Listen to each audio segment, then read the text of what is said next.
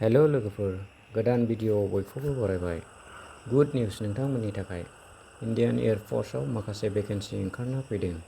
दा नोंथांमोना बे पस्टनि थाखाय इलिजिबिलिटि दङब्ला नोंथांमोना एडभार्टाइजमेन्टखौ मोजाङै नायना एप्लाइ खालामब्लानो जाबाय। लास्ट डेटआ 28 जुलाइ। नोंथांमोना जुदि आंनि चेनेलखौ साबस्क्राइब खालामाखैब्ला अन्नानै आंनि बे चेनेलखौ साबस्क्राइब खालामनानै होदो, जाहाथे आं बेबायदिनो गोदान भिडिअ' लाबोनो हायो। गोजोन्थों।